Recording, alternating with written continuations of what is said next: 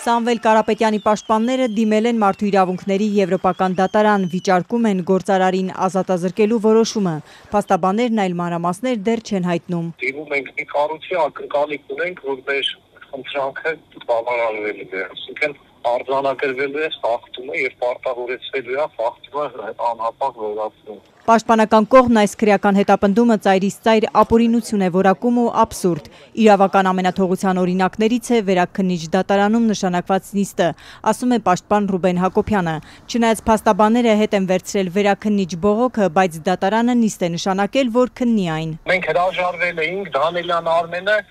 չակերտավոր ասած ուժի զորով քննում է, երբ որ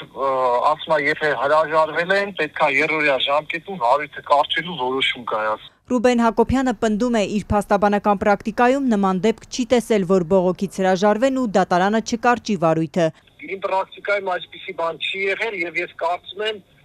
երբևէ չի էլ կարող լինել։ Մենք չենք վիճարկում, իրանք վիճարկում են։ Պաշտպանական կողմը վերաքննիչ բողոքից հրաժարվել էր պատճառաբանելով, թե չի վստահում դատավոր Արմեն Դանիելյանին։ Նրան էր գործը մակագրվել։ Այս դատավորը ցածր վարկանիշ ունի ու քաղաքական հնչեղ գործերով կողմնակալ որոշումներով է հայտնի։ Ազատությանն ասել էր մյուս փաստաբան Արամ Վարդևանյանը։ Պաշտպանական խումբը պատահական չի համարում, որ գործն աննախադեպ արագությամբ մակագրվել էր հենց այս դատավորին։ Արմեն Դանիելյանը պարտավոր լինելով անհապաղ կրճատելու վարույթը մատնվել էր հատուկ անգործության։ Այնուհետև դատախազությունը ներկայացնում է վերաքննիչ բողոք, այն պայմաններում, երբ քննիչի միջնորդությունը բավարարվել էր ամբողջությամբ, այսինքն հարցի բողոքարկման բացակայության պայմաններում բողոք է ներկայացվել։ Այս ամենը կատարվել է զուտ նրա համար, որպեսզի Արմեն Դանիելյանը ամեն գնով շարունակի մնալ բողոքը քննող դատավոր։ Տաշիր ընկերությունների սեփականատերը 9-րդ օրն է ազգային անվտանգության ծառայության մեկուսարանում է։ Նա վարչապետ Փաշինյանի ու իրավապահների թիրախում հայտնվեց հայ առաքելական եկեղեցին պաշտպանելուց ժամեր անց։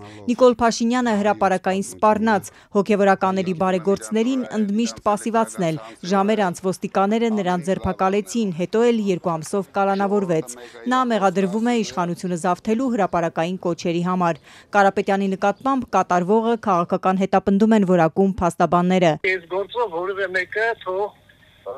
իրավաբանություն, արդարադատություն ակնկալելու հույս չունենա, այս գործով իրավունքը եւ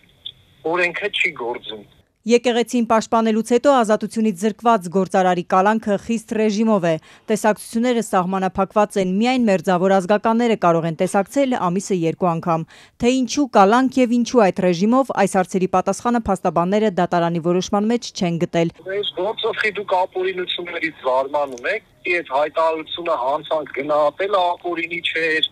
աբսուրդային չէր, ինչի այդ հայտարարության շուրջ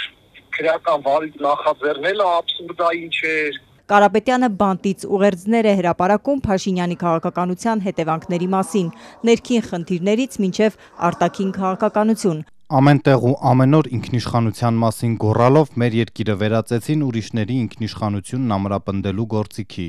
Մենք միասին մեր ուժերով վերականգնելու ենք մեր ինքնիշխանությունը, վերադարձնելու ենք վստահելի դաշնակցի մեր համբավը։ Ռուսաստանաբնակ գործարարի բանտային նամակներն ավարտվում են պայքարելու ենք կոչերով։